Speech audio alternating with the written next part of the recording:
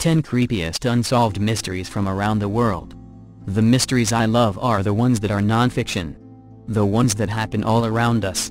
The ones that often tragically have no solution. Many a sleepless night I've spent reading the various facts from different disappearances, or murders, or unidentified bodies. It wasn't always this way. As a young boy I used to love reading about UFOs and ghosts, and to a lesser extent other paranormal mysteries. I have a good amount of knowledge about Bigfoot, and the Loch Ness Monster. Over time, once the world has made me jaded to the motivations of people, most people with amazing ghost stories go on to write books, on their particular haunting, and the amazing way our minds convince us of things, that just aren't there. That fascination morphed into what I am interested in today, which are mysteries with some concrete basis in fact.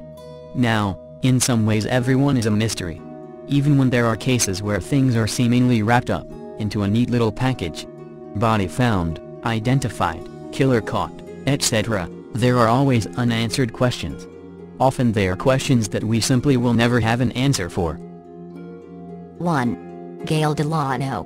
In 1986, Gail Delano was a single mother of 2 from Maine. She was 34 years old when she disappeared. She was a lonely woman, having married and divorced twice. She sought companionship through the newspaper's personal ads. From what I have gathered and read about her case, she was pretty demanding about who she would like to date. She was also clinically depressed, and being the 80s, not much was understood about the best way to deal with depression. Many of the more advanced drugs to treat depression were developed during the mid-90s, in addition to counseling methods being more refined today. She told her teenage sons that she was excited to meet a new man she had met through the personal ads. A man named John. She set off to meet him at a Howard Johnson's restaurant for lunch. She had told her sons that she would likely be out for the night, which, from reports, was a pretty common thing for the 34-year-old to do. Her car was found at the Howard Johnson's, with some of her personal belongings scattered around her car. Her purse was found nearby in some bushes with all the money removed, including $5 from a secret compartment she set aside for emergencies. Her family stated that only she and her family knew about this compartment. Early in the investigation, police feared that she was abducted from the area, and may be in danger if not already dead. Police could find no information on the man named John she was going to meet that day. Gail kept meticulous records of the guys she met, and was going to meet. The police had quite a few men to interview. Nearly 2 years went by and her baffling case was profiled by Unsolved Mysteries, obviously a show that I've loved for years. A medical examiner from Alabama recognized the woman profiled as one that had been found dead in a hotel. It was apparent it was a suicide as the woman checked into the hotel under an assumed name, Jackie Stafford. She had also ingested a large amount of a prescription medication. It appears as though Gail orchestrated her own disappearance. It may have been to spare her family the ordeal of finding her body. She was clearly struggling with depression, as her journal entries make pretty clear. I wonder though, why travel halfway across the country to commit suicide? It is accepted that she flew from Maine to Alabama. This suggests that there may have been some planning involved. There was a truck driver in the Unsolved Mysteries segment that was certain that he had given her a ride, and spent a considerable amount of time on the road with her. Later his story was thrown into question, because the timeline didn't match with the discovery of her body in the Mobile, Alabama hotel. Did she leave Maine knowing she'd be killing herself? Or was it originally to just disappear, and then later she decided to end her life instead of starting anew? Why use an alias when checking into the hotel if her goal was to simply commit suicide? I can understand the motivation to not burden your family with your suicide. However, wouldn't the disappearance, possible murder of Gail, create even more heartache and burden? In this particular instance there might not be a good answer as to why any of this happened. She may have been too far into the depths of depression to make any rational choices. Perhaps she finally just snapped. The loneliness became too much for her to bear. It's not uncommon for people to use hotels as a venue for suicide. It is uncommon to use one that is many states away. I sincerely hope that her family has found closure. I hope that they had found closure in 1988, when her body was finally identified. I'm sure the case has been closed by law enforcement, but I imagine they had a lot of questions. Perhaps they still do. I'll leave this post with something that was mentioned in the Unsolved Mysteries episode. During the episode they had a female narrator read several of the passages of Gail's journal. This particular passage always stuck with me. I'm not getting any younger and time seems to be my worst enemy. To say it moves quickly is a joke. To me time seems to stand still. Gail Delano, December 4, 1952, June 21, 1986. 2. Jeremy Bright. Jeremy attended the Coos County Fair in Oregon, with his 9-year-old sister, and a group of his friends on August 14, 1986. He and his sister separated at 2 p.m., agreeing to meet up again near the Ferris wheel at 5 p.m. He never showed up at their meeting place, and has never been seen again. Jeremy lived in Grants Pass, Oregon in 1986, but he had grown up in Myrtle Point, and had many relatives living there. He and his younger sister enjoyed the fair and their stepfather agreed to take them there for the week so they could go to the festivities. He left his keys and wallet behind at his stepfather's home, as well as a watch he bought recently. He spoke to his mother on a payphone on the day of his disappearance, and she stated their conversation was normal. There were several possible sightings of Jeremy in the local area in the days following his disappearance, but none of them were confirmed. He was a basketball player in 1986, and was looking forward to starting high school. Many rumors circulated about his disappearance, that he was accidentally shot during target practice, or while swimming in the Coquille River, or that he died of a drug overdose at a party, and his friends disposed of his body to avoid possible legal consequences. None of these stories have been substantiated, but the Coos County Sheriff believes he died the day he was last seen. Authorities do not believe Jeremy left of his own accord. He was close to his sister, and it would have been uncharacteristic of him to abandon her, and he did not take his wallet or extra clothes when he went missing. His mother and stepfather were going through a divorce in 1986, and he may have been somewhat troubled as a result. His grades dropped during the school year prior to his disappearance. However, he was described as a popular, likable teenager and a star basketball player, who was looking forward to the start of the school year. Terry Lee Steinhoff is considered a person of interest in Jeremy's disappearance. He is Jeremy's former babysitter, and several witnesses reported seeing Jeremy sitting with him in a truck that night. A photo of Steinhoff is posted below this case summary. He wasn't cooperative with the investigation into Jeremy's disappearance, and in January 1988, he stabbed a woman to death. He pleaded guilty to murder, and was sentenced to life in prison. Steinhoff died in prison in 2007. To this day, the facts they have are few. The theories are still many.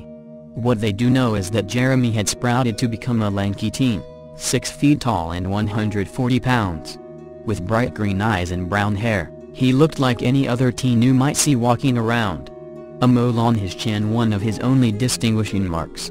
Wearing blue, nylon shorts and a red tank top on that hot August day, Jeremy was last seen that afternoon in a vehicle with a young man named Terry Lee Steinhoff. Investigators say Steinhoff, while not a suspect, is a person of significant interest. Complicating matters further, however, is that Steinhoff is dead. He suffered a heroin overdose in prison in 2007, while serving time for the murder of a Coos Bay woman 2 years after Jeremy went missing. In January of 1989, in the same week that Unsolved Mysteries aired a segment on the Jeremy disappearance, Steinhoff pleaded no contest to stabbing Patricia Morris, a 32-year-old mother of 2, multiple times in the throat and leaving her for dead, near the Pan American Bar in Coos Bay the previous May. A number of theories center on Steinhoff, who once babysat for Jeremy. Was he shot at while swimming in a pond? Drugged at a party? Abused? Or some variation of those theories? Zanny believes each may hold a grain of truth, but they have never been able to prove nor disprove those possibilities. Since Jeremy has never been found, Zanny's own belief remains just another theory. I think that he disappeared the afternoon, or the early evening, on the 14th, Zanny said. I think he was probably, obviously, dead and dumped. Probably by the next morning. Regardless, the fact that Steinhoff was the last person seen with Jeremy remains noteworthy for investigators. 3. Michaela Garrecht. Michaela and a friend rode their scooters to the Rainbow Market on Mission Boulevard in Hayward, California on November 19, 1988. The store was 2 blocks from Michaela's home. Michaela noticed that her friend's scooter had been moved in the parking lot when the girls exited the store. When she went to retrieve it, an unidentified Caucasian male grabbed her and forced her into his vehicle. Michaela's friend went inside the Rainbow Market for assistance, but the abductor was able to escape with Michaela. Neither has been seen again. The abductor is described as between 18 to 24 years old in 1988, with a pockmarked or pimpled face.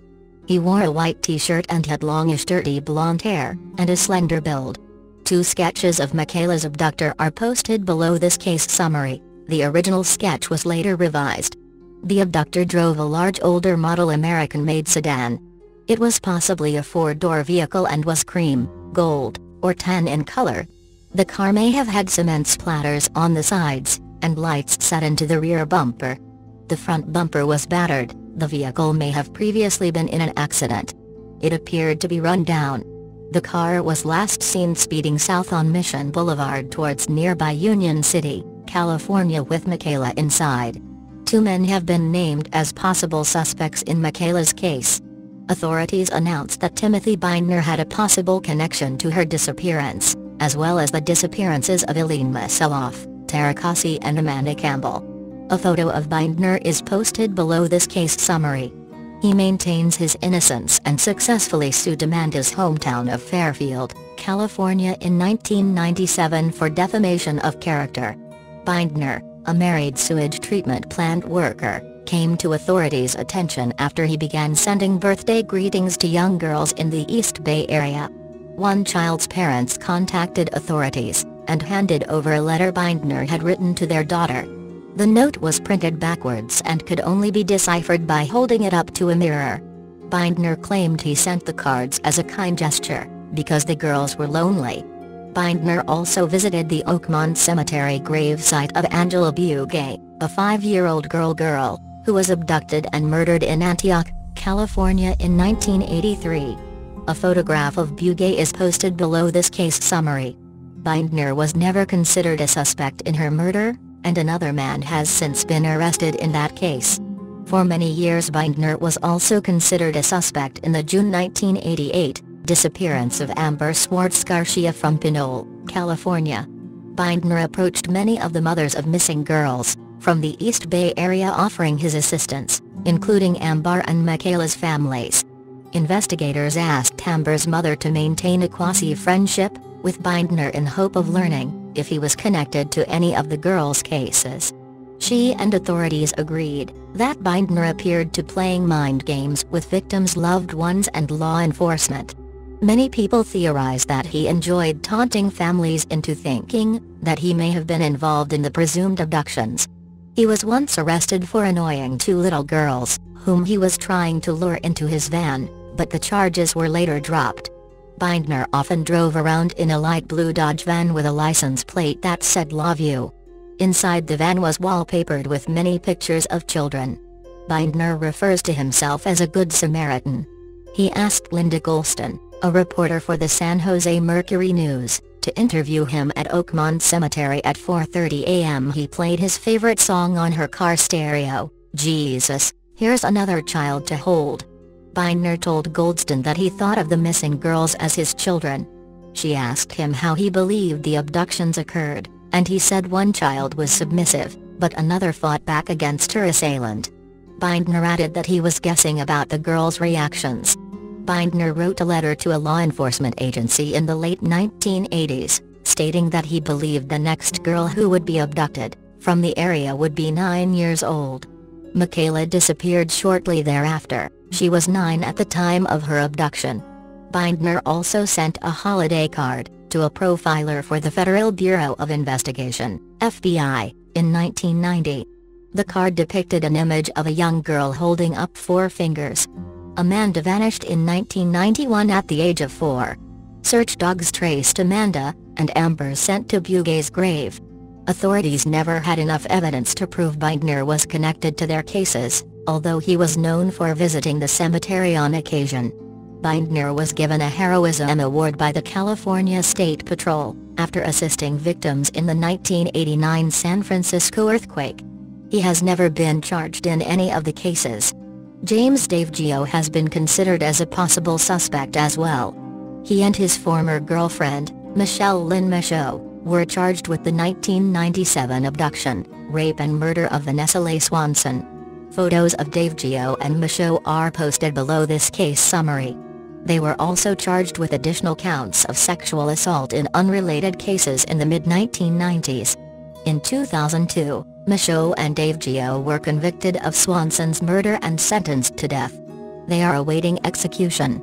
Curtis Dean Anderson, who was convicted of the 2000 kidnapping and molestation of a young California girl, was also mentioned as a possible suspect in Michaela's case.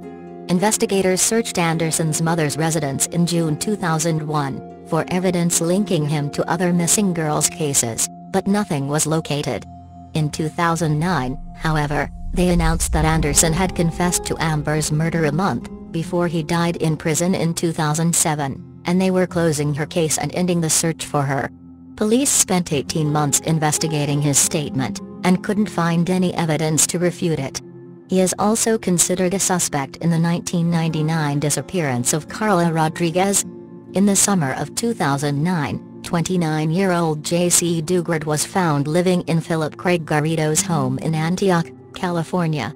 Philip and his wife, Nancy, had kidnapped Dugard off the street in 1991, when she was 11 years old, and kept her on their property for 18 years.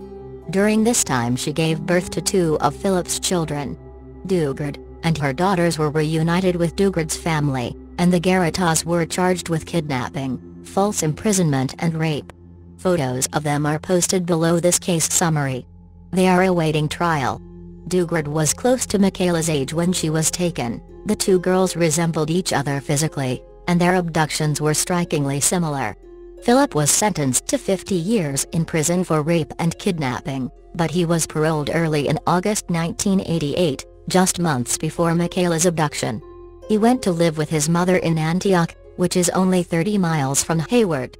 Authorities looked into the possibility that Philip and Nancy had kidnapped Michaela, but were unable to find a connection.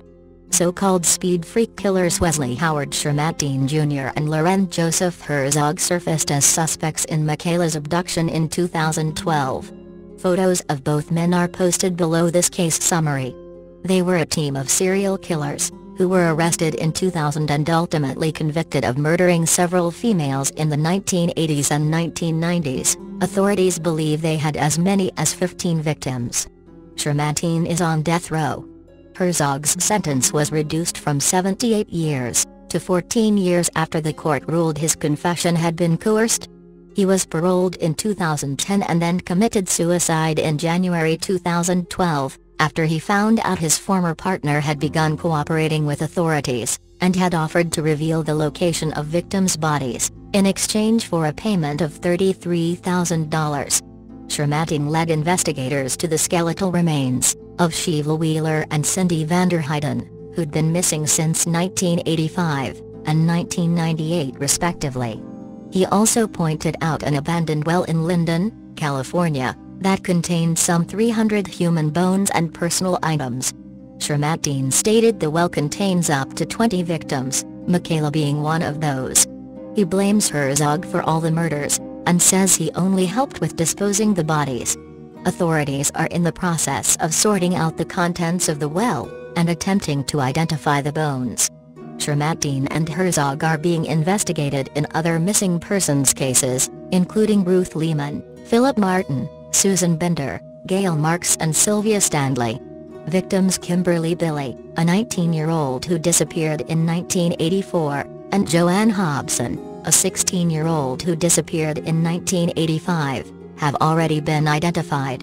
Michaela's mother believes she could have become the victim of human trafficking, and was taken out of the country after her abduction.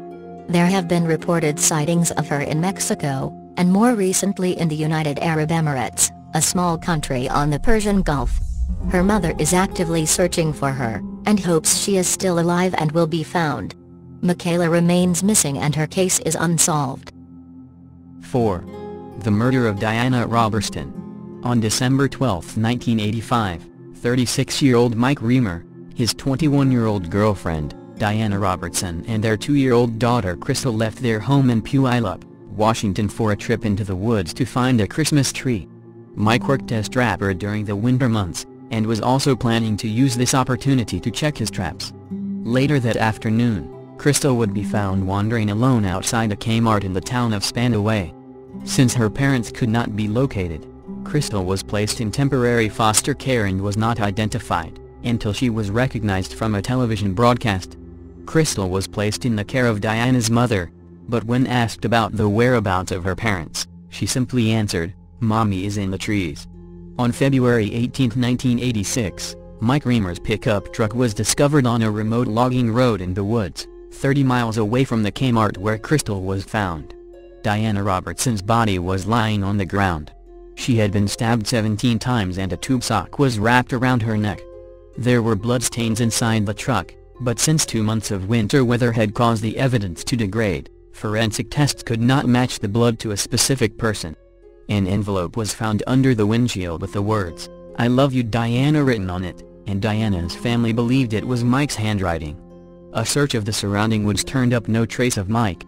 Police explored the possibility that Mike could have killed Diana before dropping Crystal off at the Kmart. He had a history of domestic violence, and Diana had filed a restraining order against him 2 months before her death, though the couple eventually reconciled.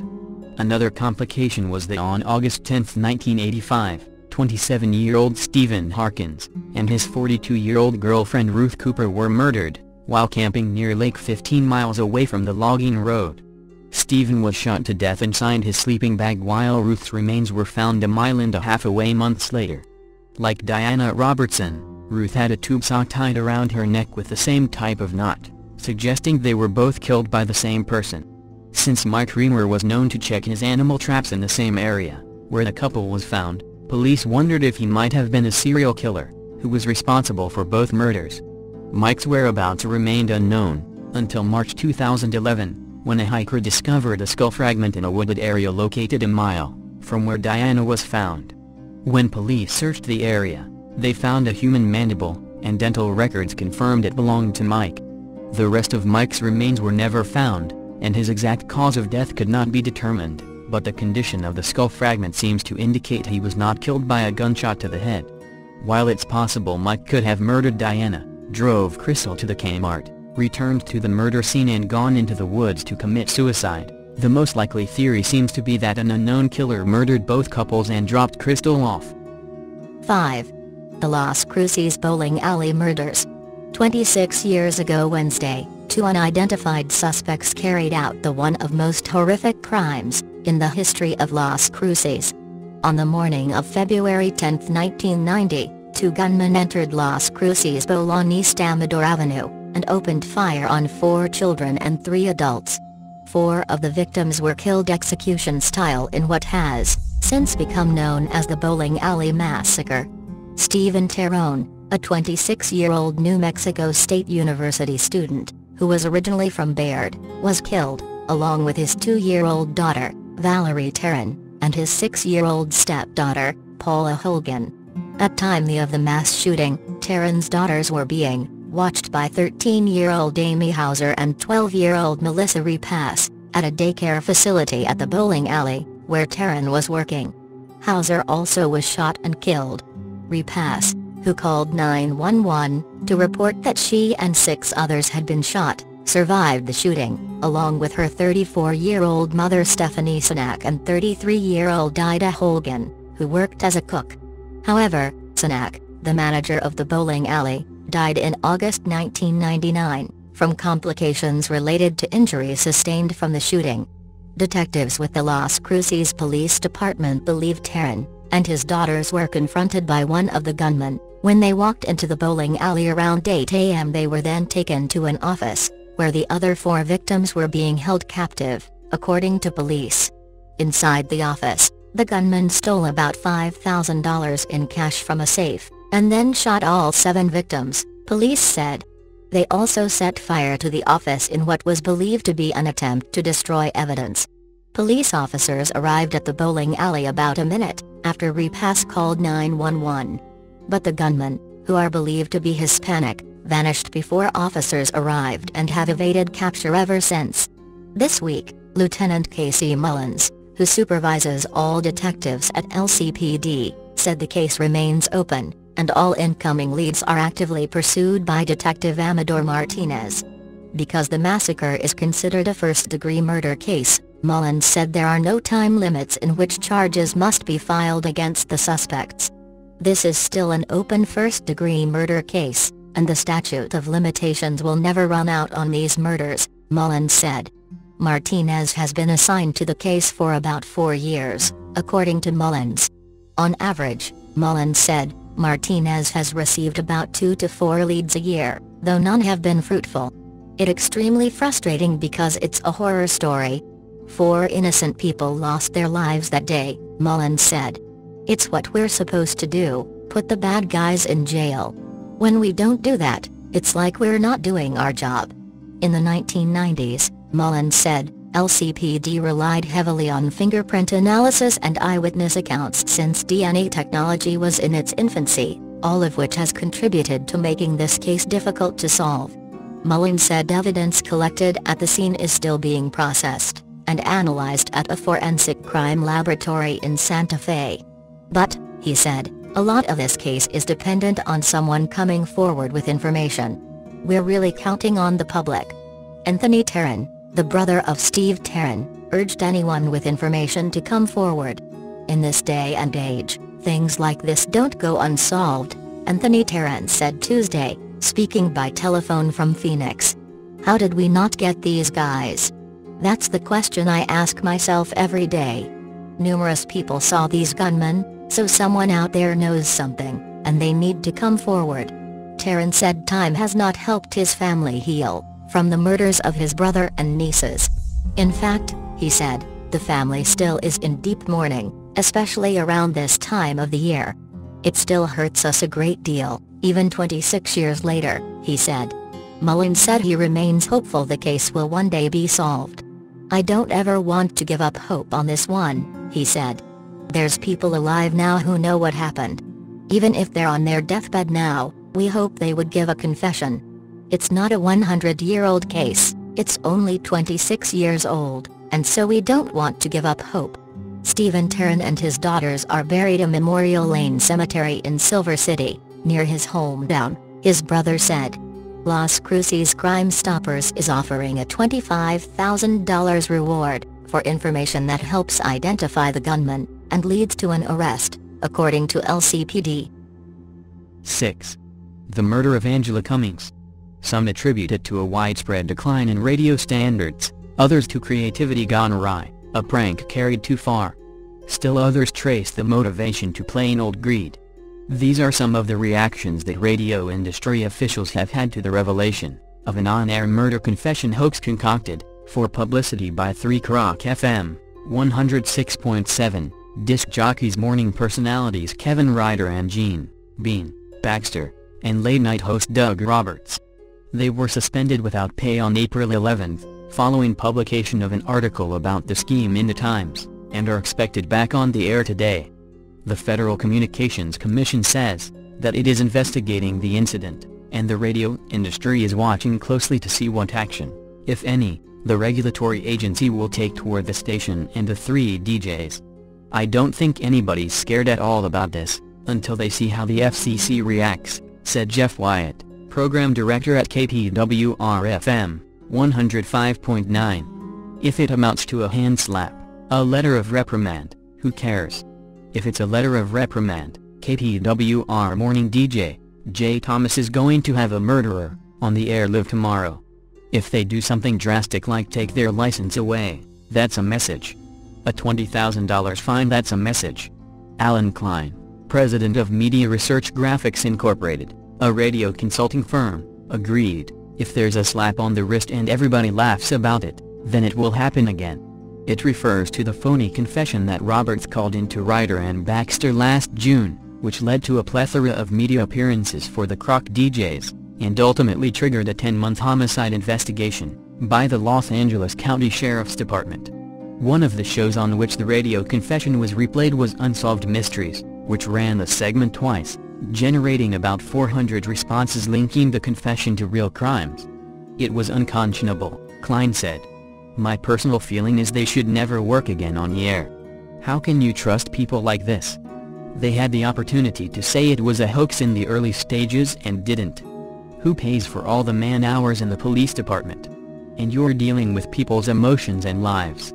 Emotions indeed ran high when Liz Cummings learned that the on-air confession had been a fake. Cummings' 19-year-old daughter, Angela, was fatally shot last year near Yuba City, and she had hoped that the call might provide clues that would lead to someone being arrested for the crime. "I listened to the tape and it was a pretty chilling thing," she recalled in a phone interview last week. "It was really creepy. You know how you get that feeling in the pit of your stomach? A feeling of how horrible that anybody could be so cold. And then I felt hope that it was the person who killed Angela. I thought, God, this really could be it. It would really fit in with a lot of things that happened." Cummings' voice trailed off. "You grasp at anything." When she learned this month that the murder confession was a phony, Cummings' hopes were dashed. "Someone that would do a hoax like this is just as sick as a murderer," Cummings said. "You can't care about anyone else's feelings and do something like this. It's just cold and it's cruel." The DJs have obviously never had anything serious or painful happen in their lives, she continued. "There are lots of other things that people can do for ratings that don't hurt other people. This affected so many people's lives. I felt like I became a victim again. This was like being slapped in the face again. When your child is murdered and it's unsolved, it's not done. What they did was like taking sandpaper and rubbing it in an open wound." Neither Ryder, Baxter nor Roberts returned telephone calls from the Times. Several others in the industry, interviewed a week after the hoax was revealed, expressed outrage on behalf of people like Cummings, the innocent victims of the DJ's ploy for ratings. Did they think these people's pain was worth exploiting to get ratings? Said KLSX-FM 97.1, DJ Jim Ladd, a veteran DJ with 20 years at various Los Angeles radio stations. "It's almost like a vampire who is sucking off the tragedy of America." But other industry veterans see the hoax as an unfortunate, but excusable, concomitant of the competitive world of morning radio. "When you're dealing with creative talent, you have to take what's part and parcel to that, and sometimes that includes going too far," said programming consultant Jeff Pollock, who currently consults for KQLZ-FM Pirate Radio 100.3. "You have to understand that there are going to be some times where an idea that's been created just goes wrong," Pollock said. "I think they're talented, they're good guys and should be given another chance." Bill Summers, general manager of Class FM 95.5, voiced similar sentiments. 7. Baron 52. A terse announcement from the Pentagon late last month finally ended the unhappy story of the fatal last flight of a Air Force plane known as Baron 52 Inches, and resolved one of the last mysteries about the fate of servicemen missing from the Vietnam War. The remains of the 7 men killed when the reconnaissance aircraft was shot down over Laos in 1973 have been identified, and will be interred in a group burial on January 8, the Pentagon said.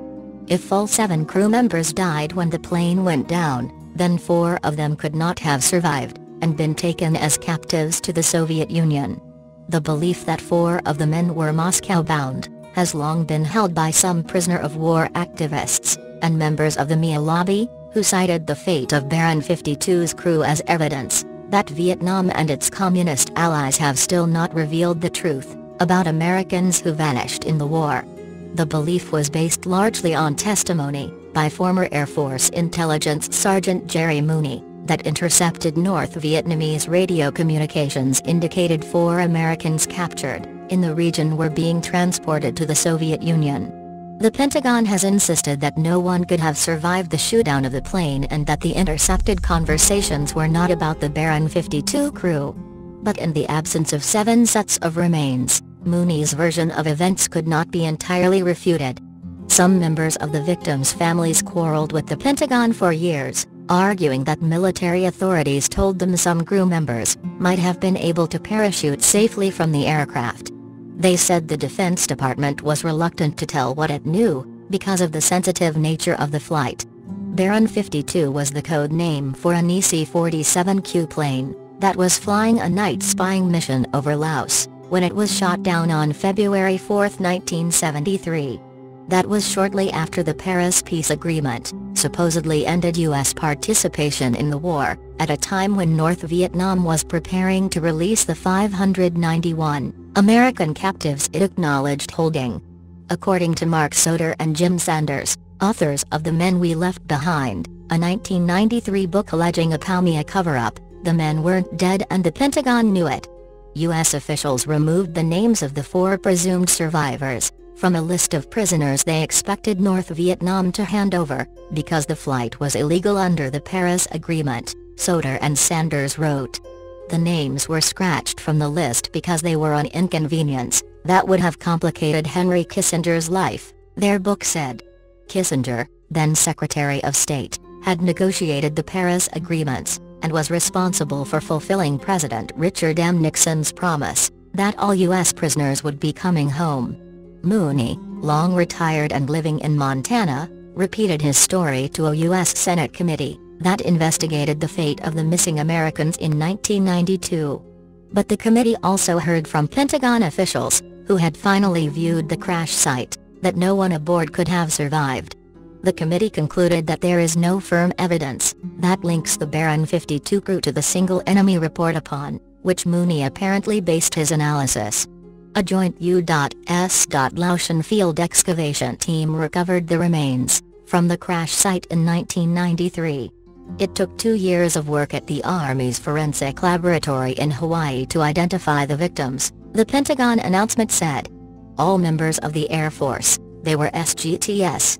Dale Brandenburg, of Capitol Heights, Peter R. Cressman, of Glen Ridge, NJ, Joseph M. Jove, of East Meadow, NY, and Todd M. Melton, of Milwaukee, First Lieutenant Severo J. Prim III, of New Orleans, Captain George R. Spitz, of Asheville, NC, and Captain Arthur Bollinger, of Greenville, Ill.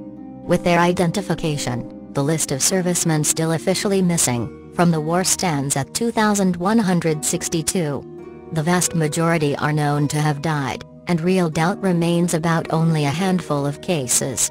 The Pentagon announced last month, after a year-long review, that 567 of the open cases have virtually no possibility that they will ever be resolved through the finding of remains or other evidence, because they were lost at sea, or explosions destroyed their remains. 8. The Kansas City arsonist. In the windy pre-dawn darkness on the Tuesday after Thanksgiving 1988, a security guard at a highway construction site called the Kansas City Fire Department. A pickup truck, the guard reported at 3:40 a.m., was on fire. The dispatcher sent 2 pumper trucks to the scene, a pit near US 71st and 87th Street, where the new Bruce R. Watkins Memorial Drive was being built. The area housed explosives for blasting away limestone. 2 trailers loaded with a mixture of ammonium nitrate, fuel oil and aluminum pellets stood there, too. Between them they carried 50,000 pounds of the explosive, along with fuel oil. The trailers' markings probably were covered, which federal regulations then allowed to deter theft and vandalism. Other containers with blasting caps were marked. The security guard updated the dispatcher. Not only was a pickup on fire, but flames also were visible in the area where explosives were stored. The dispatcher cautioned the firefighters about the presence of explosives. At 3:47 a.m., Pumper 41 from the Bannister Road Fire Station arrived at the truck, noticed the second fire and radioed for more help. About 5 minutes later, Pumper 30 reached the area from its station on Prospect Avenue, drove up a gravel access road, and parked near the trailer. Then 41 asked the dispatcher to urge 30 not to get too close to the trailers. After that, 41 extinguished the fire in the pickup, and drove up to the second fire to help 30. At 4:04 a.m., one of the firefighters radioed his battalion chief. "Apparently, this thing's already blowed up. He's got magnesium or something burning up there." 4 minutes later, a chief pulled up a quarter mile away and sensed trouble. He reached for his radio to tell his men to pull back. He was too late.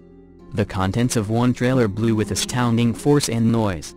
A boom rolled across the construction site, breaking windows, rattling doors and shaking walls across South Kansas City, and sweeping outward. Tens of thousands of sleepers across the metropolitan area awoke, wondering what happened. People heard it 50 miles away. Pumper 30, a fire dispatcher called. Pumper 41. There was no response. In an instant, all 6 firefighters died. More fire trucks arrived, but chiefs kept them back. Flames spread to a second trailer, and 40 minutes after the first blast a second explosion tore through the night. It was bigger even than the first. Each explosion created a crater 80 to 100 feet in diameter and 8 feet deep. The events of that dark morning, November 29, 1988, began as a simple case of arson, a small fire set as a prank, a provocation or a distraction. It ended with a city wide awake and wondering, and with 6 firefighters dead. From Pumper 41, James H. Kilvington Jr., 54, married with 2 children. He had served more than 27 years on the force. Michael R. Oldham, 32, married with 2 children, an 11-year veteran of the department. His father had been a firefighter. Robert D. Carnan, 42, who had spent almost 20 years with the fire department. He served all that time at Station 41. He was married with 2 children. From Pumper 30, Gerald C. Halloran, 57, married with 3 children and 6 grandchildren. Halloran had served more than 37 years, and was considering retirement at the end of 1988.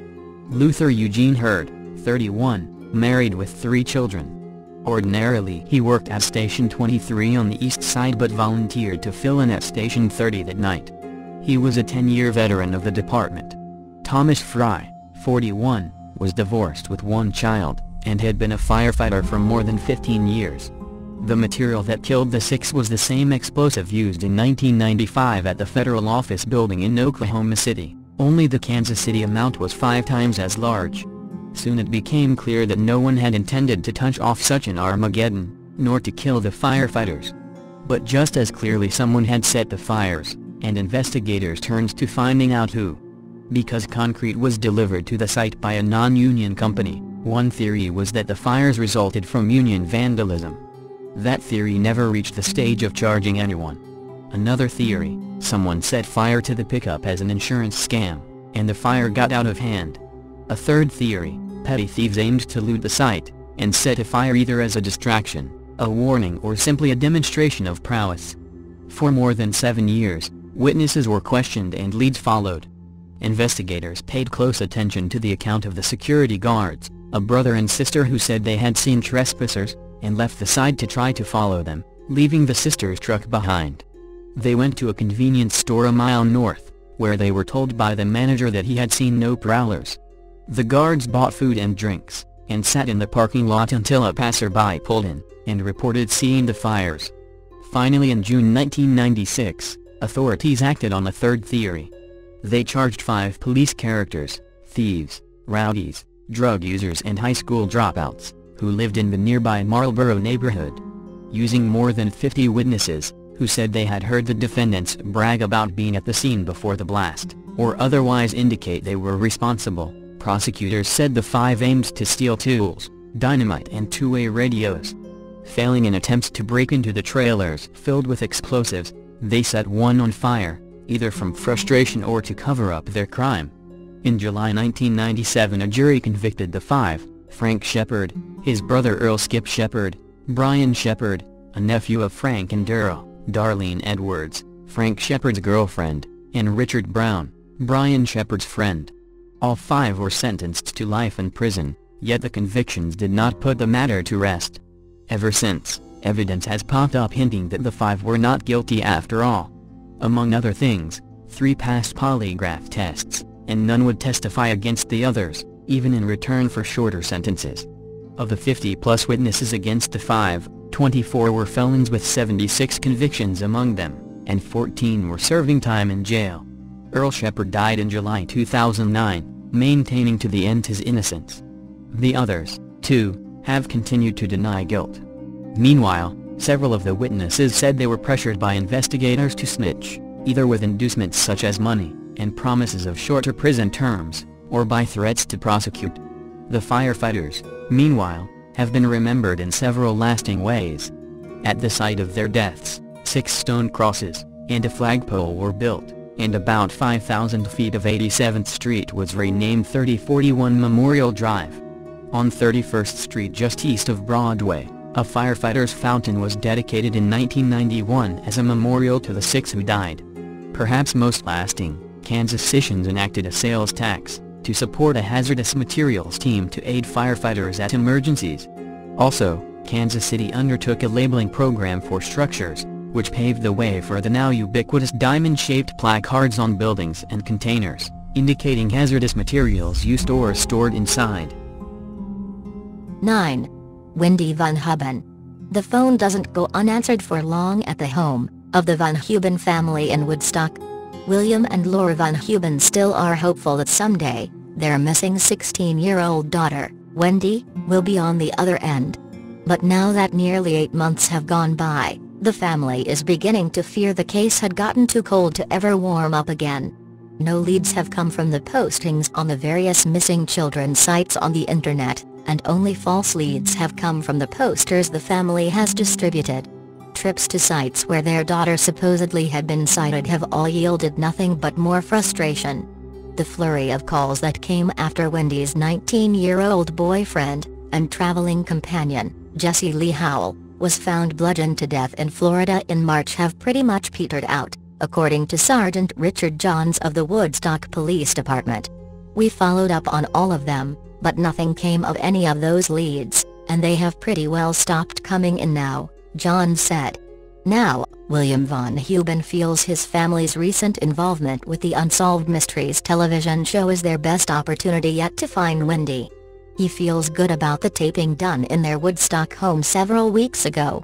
For about 90 minutes, he and his wife talked about Wendy, her history, the circumstances of her leaving and all that has happened since. "It is the nationwide coverage that we have been looking for," he said, adding that experts on missing and exploited children tell him the chances of recovering a missing child after exposure from a national television show is about 40%. "We only wish it had come sooner," he said, as the family anxiously awaits a broadcast date from the show's producers. Unfortunately, things are a little up in the air for Unsolved Mysteries right now.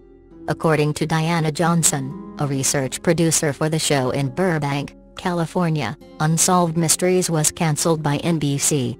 6 one-hour shows were picked up by CBS, but no broadcast dates have been set. The shows are expected to fill in for any cancelled sitcoms this fall, so the assumption is they will be scheduled to run in November, and that all 6 shows will run as a series in consecutive weeks. The Wendy Van Heuben show is scheduled to be number 5. "This is a complicated story, very layered," Johnson said. "It is not just a missing teenager story, which is tragic enough, but here there is also the belief that Wendy has information that could lead to the murderer of her boyfriend.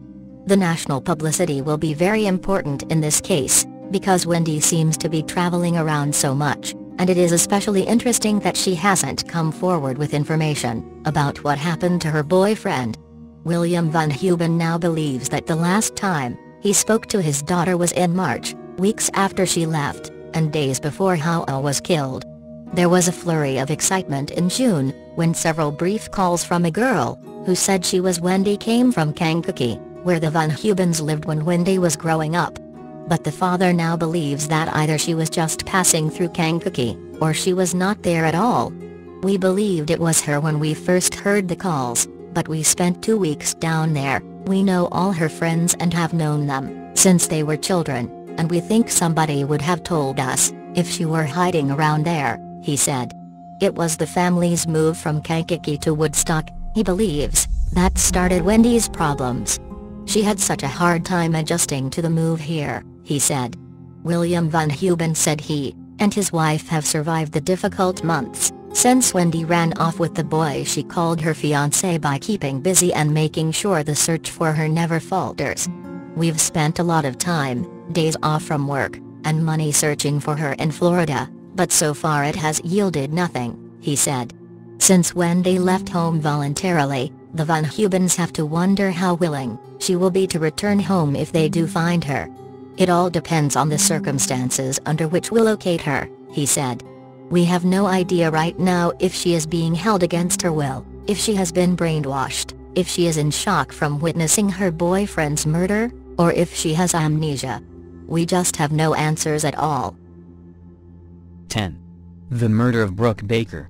On a balmy September afternoon, a small procession of faculty and students made their way into a tiny chapel on the sun-drenched campus of Vincennes University to say prayers and sing songs in honor of Brooke Baker, a Vincennes University journalism student murdered only steps away from campus a year ago. At a time when most students are just adjusting to the freedom that comes with going away to college, Baker's memorial service on Friday at this small southern Indiana two-year college was a solemn and sobering occasion, made even more so by the fact that the trail behind Baker's killer is as cold as it was on the day she died. Baker's murder in Vincennes, a quaint historic city just across the river from Illinois, has left an indelible scar on a community where people may forget to lock their doors. The effect of the 19-year-old student's death has reached far beyond the town's borders, renewing a national focus on the issue of campus crime and the reporting of such crimes by universities. Baker's parents, Janet and Morris, remain sufficiently skeptical about how university officials and police have handled the investigation that they decided not to attend the university-organized memorial service. Instead, the couple held their own memorial service Monday, the anniversary of the slaying, at the town's prettiest park. They released balloons and talked about Brooke's life and the need to find the person who took her away. "We don't do much except think about and work on finding her killer," said Janet Baker, who travels around town with a file folder stuffed with papers pertinent to the case. "We would just sit around otherwise. Without hope, we'd be lost." Baker said she has been disheartened by the slowness of the investigation. "I am disappointed to say the police are not any further along on the case, but every time I think about my daughter and how she died, I know we have to keep pushing." In their defense, Vincennes City Police and university officials say they have been pushing the case, which has had tabloid television shows calling up Baker's friends and family for interviews. But after interrogating 389 people, following leads in Indiana, Kentucky, Illinois and California, and submitting 49 DNA samples in a town of only 18,000 residents, officials acknowledge that Brooke's killer has continued to elude them, as well as the state police and the FBI, which have provided assistance in the case. "The circumstances of her death still remain a mystery," said Vincennes Police Chief Greg Z. Bart. "There is always the possibility that new information will turn up that will lighten our path a little." Jerry Gegenheimer, Vice President of Student Services at the university, said, "We understand the family's concerns, and it has been frustrating for us too. But there are just some things we can't comment on while the investigation is ongoing. We are using this tragedy to heighten awareness to safety, and to make sure our students and employees remember Brooke." Gegenheimer said that University President Philip M. Summers spoke at the recent memorial service. When Brooke was found on her bed nude and stabbed in the chest that Sunday night 1 year ago, police were confident her killer would soon be caught. But Baker's family contended early that the investigation was not proceeding as it should. They said they believed Vincennes University officials had destroyed a written complaint Baker filed with the university campus police before she died. The family believed the complaint had been destroyed because part of it was against a campus police officer who owned an apartment she rented. Baker had told her parents the officer would drop in unexpectedly and enter the apartment with his own key. University officials, who say the police officer is still on duty, have contended Baker never filed a written complaint. Local police say that the university never forwarded any such information. Baker's family also questioned whether Baker's role as a student journalist, who had a knack for exposing campus controversy, might have figured into her murder. Police say those initial leads have gone nowhere. Meanwhile, Janet and Morris Baker attend frequent meetings with neighbors and friends to keep the investigation alive. The death is why the family walked in the local 4th of July parade this year wearing teal ribbons, their daughter's favorite color, and carrying brochures plastered with the young woman's smiling face. It is why the family traveled to New York to appear on a national television talk show to draw attention to the problem of campus crime. The family also has joined forces with a national group that has fought for complete reporting of campus crimes. The group has been critical of Vincennes University officials, because the school's crime logs don't include crimes against students that occur off campus.